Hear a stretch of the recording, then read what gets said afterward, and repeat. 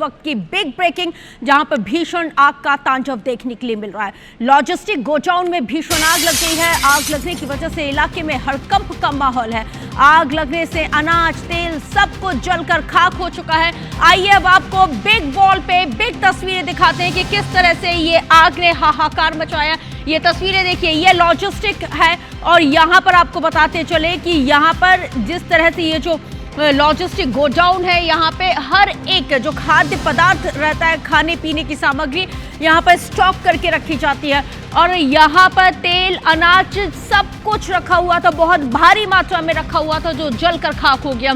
और देखिए आग ने यहाँ पे जितनी भी चीजें हैं उसको अपनी जद में ले लिया और यहाँ पे सब कुछ जलकर खाक हो गया है।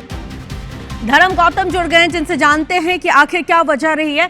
धर्म, क्या जानकारी निकल के सामने आ पाई है? आग कैसे लगी और क्या आग पर काबू पा लिया गया? अगर नहीं पाया है तो कितना वक्त और लगेगा?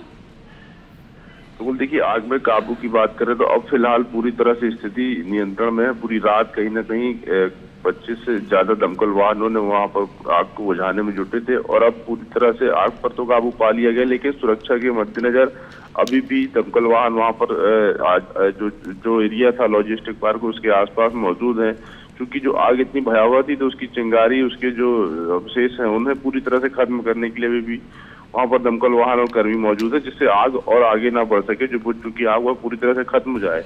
कारणों की यदि बात करें तो अभी तक किसी भी प्रकार का ऐसा कारण चूंकि सामने नहीं आया है। पूरा कहीं ना कहीं जांच के बाद ये स्पष्ट हुआ कि आखिर आग इतनी भयावह आग किस कारणों से लगी। पूरा मामला कहीं ना कहीं बता दूं आपको, कटंगी बाईपास जो है जबलपुर का, कटंगी बाईपास से कटनी रोड पर यह पूरा लॉजिस्टिक पार्क है, जहाँ पर अलग अलग प्रकार के कॉर्पोरेट जगत के बहुत सारे वहाँ पर गोदाम है, जिनपे पूरे जहाँ से पूरे जबलपुर में माल सप्लाई होता है। चाहे खाने की बात करें, तमाम प्रकार की दैनिक जीवन में उपयोग आने वाली चीजें, सभी प्रकार के वहाँ पर बड़ा लॉजिस्टिक पार्क है। उसी में से ये 3 गोदाम थे अलग अलग प्राइवेट कंपनियों के। अच्छी बात यह है कि इन 3 गोदामों में जब आग लगी तो सबसे पहले जो है दमकल वाहनों ने उस गोदामों से जो अटैच गोदाम थे वहां से रेस्क्यू चालू किया, वहां से आग बुझानी चालू की, जिससे कि और भी गोदामों में न फैले। वहां पर केवल 3 गोदाम नहीं बल्कि दर्जनों ऐसे गोदाम है जहां पर बड़े बड़े स्टॉक में माल रखा हुआ था। चाहे टायर की बात है, ज्वलनशील पदार्थों की बात करें, इस तरह का कहीं ना कहीं स्टॉक था। फिलहाल अब जो स्थिति है, मौके पर रात में बड़े अधिकारी, महापौर स्वयं वहां पर मौके पर इस पूरे रेस्क्यू की निगरानी कर रहे थे। कहीं ना कहीं पूरी रात रेस्क्यू चलने के बाद पूरी रात आग दमकल के जो कर्मी थे वह कहीं ना कहीं उनकी मेहनत जो है सुबह 5 से 6 बजे तक यह रेस्क्यू दमकल के कर्मी वहां पर जुटे थे। अब फिलहाल आग पर तो काबू पा लिया गया है, लेकिन अभी भी सुरक्षा के मद्देनजर वहां पर दमकल वाहन कर्मी मौजूद है।